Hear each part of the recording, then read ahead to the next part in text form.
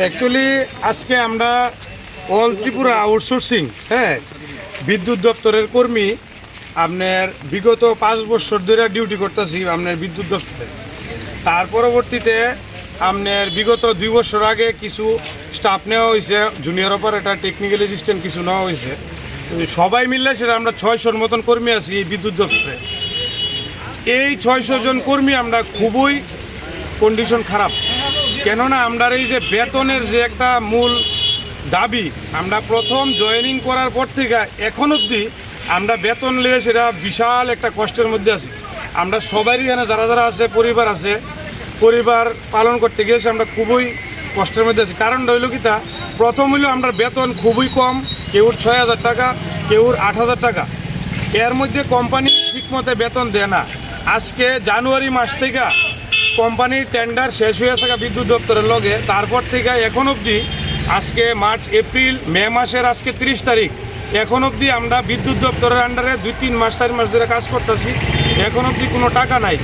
আমরা সংসার প্রতিপালন করতে খুবই কষ্ট হইতেছে, যার লেগে আমরা এই ত্রিপুরা রাজ্যে যারা যারা বিদ্যুৎ দপ্তরের স্টাফ আছি এখানে সবাই মিলিত হইতে পারছি না। কারণ রয়েছে বিদ্যুৎ চালাইতে গেলে স্টাফের দরকার, বিভিন্ন সাবস্টেশনের মধ্যে স্টাফ আছে, যদি আমরা সবাই আয়ে পড়ি তাহলে বিদ্যুতের একটা বিশাল প্রবলেম হয়ে যাবো, যার লেগে আমরা সবাই আইতে পারছি না।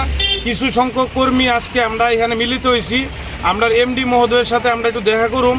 আমরা চাই যে সবাইরে যাতে এই বেতন বৈষম্যটা দূর করে কেন্দ্রীয় হারে যেই শ্রম আইনে অন্তর্ভুক্ত করে আমরা যেহেতু বেতন দেওয়া হয়, যেই বেতন দিয়ে আমরা সবাই সংসার প্রতিপালন করতে পারুম।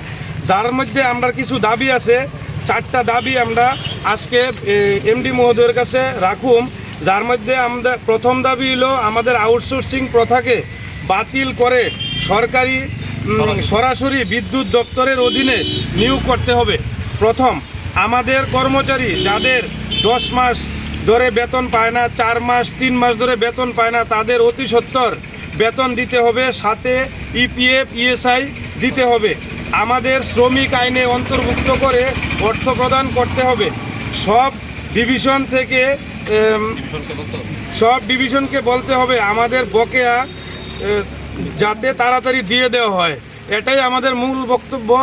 আমরা সরকারের কাছে, বিদ্যুৎ দপ্তরের কাছে করজোড়ে অনুরোধ জানাই যাতে আমরা এই যারা অনেক পরিশ্রম করে যারা বিদ্যুৎ দপ্তরে এই কঠিন পরিস্থিতিতে কাজ করছি, করোনা থেকে আজকে অবধি, আমাদের চিন্তাধারা যাতে তারা করে, ভবিষ্যতে যেন কিছু একটা চিন্তাধারা করে আমাদের ভবিষ্যতের পরিকল্পনা যাতে করে, এটাই আমাদের বক্তব্য, আর অন্য কিছু না।